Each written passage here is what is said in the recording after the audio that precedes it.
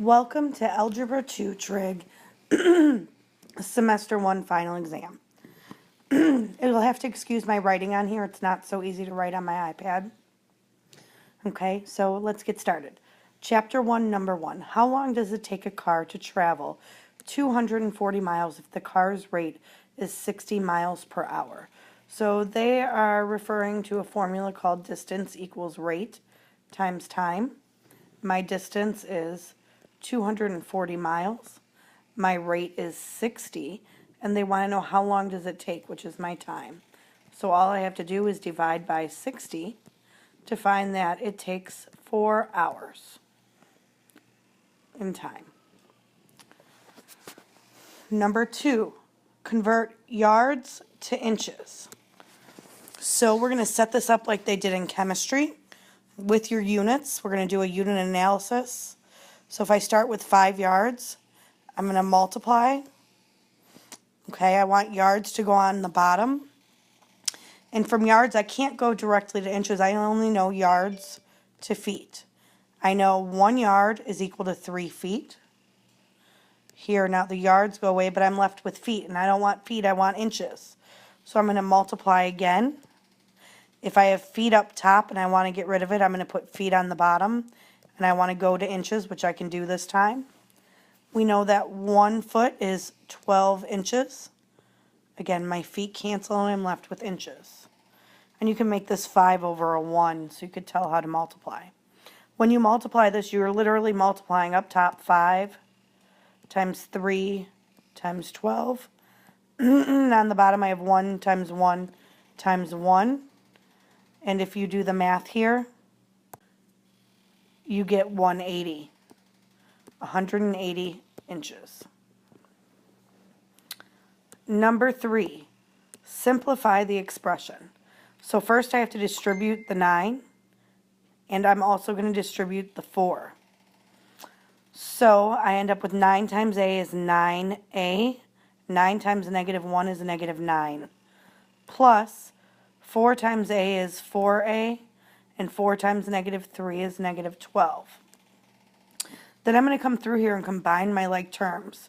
So 9a plus 4a is going to give me 13a. Okay, I'm going to go back through and combine the rest of my like terms. Okay, which end up being negative 9 minus 12. I'm going to put that right over here, and you end up with minus 21. So 13a minus 21. Number 4, solve for x. I'm just going to rewrite the equation over here so you can see what I'm doing. Remember, the goal is to get x alone. You move anything that's being added or subtracted first on the same side of the equation as x. So this minus 3, I'm going to rewrite it as plus 3 on each side. X over 5 equals 15. Now I want to get rid of 5, and it's being divided.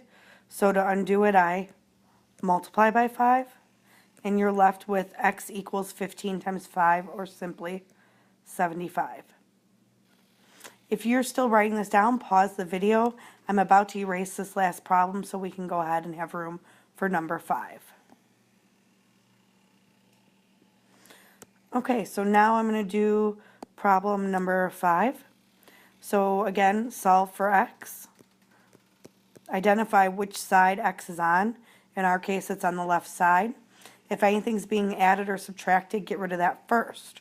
How do I get rid of it? I do the opposite. So I'm going to move the plus 7 by doing the opposite, which is minus 7.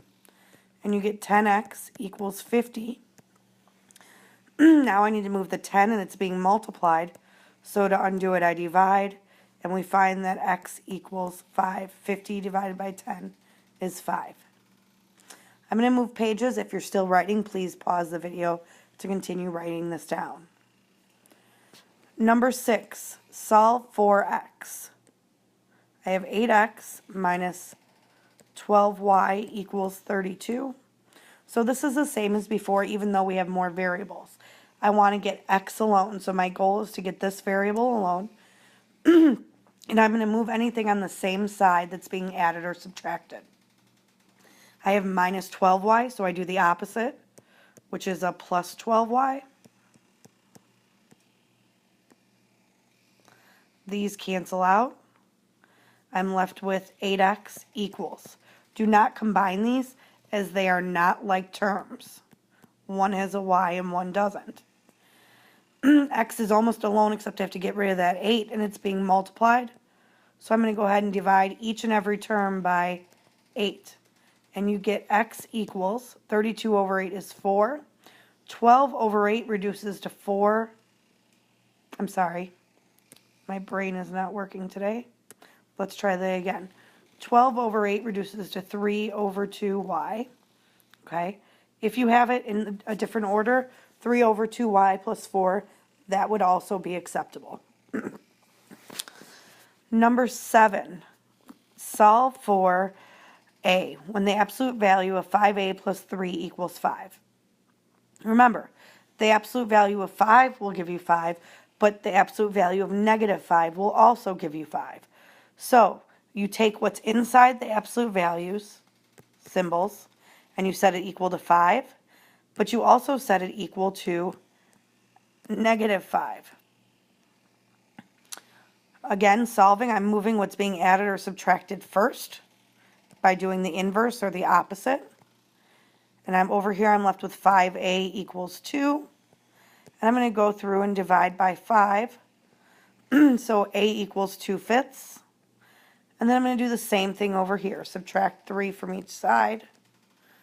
You get 5a equals negative 8. And divide through by 5. So a equals negative 8/5. So yes, you need both answers. A equals 2/5 and a equals negative 8/5. Number 8, solve for x in each equation. First thing I need to do is get my x's together in one spot. I can't even do that here until I distribute. So on each side, I'm going to distribute. 5 times 3x is 15x. 5 times negative 4 is negative 20. 2 times 3x is 6x, and 2 times 1 is 2. The first thing I'm going to do is get the x's together. If I'm moving over the equal sign, I have to do the opposite. So the opposite of a positive 6x that's being added would be to subtract 6x. 15 minus 6 is 9x minus 20. And 6 minus 6 is 0. They undo each other, and you're left with 2. Okay, now we're back to a problem where we're just solving for x. Identifying anything that's being added or subtracted on the same side as x. So I have minus 20. I do the opposite, and I write plus 20 on each side. I get 9x. These give me 0 and go away. Equals 22. And to get rid of the 9 that's being multiplied, I divide. That does not reduce, so that is your answer. Number 9. Same type of problem, except we're using z instead of x. I'm going to get my z's together. Again, I have to jump over that equal sign to do that, so I have to do the opposite. So I'm going to subtract 8z from each side. 6 minus 8 is negative 2z. I still have plus 3 equals, the 8's give me 0 and go away, and I'm left with negative 5. Z is alone, or not alone, I only have one z, so now I want to get it alone. So I'm going to move anything again that's being added or subtracted on the same side of the equal sign. I'm left with negative 2z. The 3's go away and give me 0. Equals negative 5 minus 3 is negative 8. Z's almost there. It's being multiplied by negative 2. So to undo it, I do division by negative 2 to each side. And z will equal 4. This is the end of this video. I will post another video with the rest of it. I'm doing shorter chunks so you guys don't have to fast forward if you're looking through something.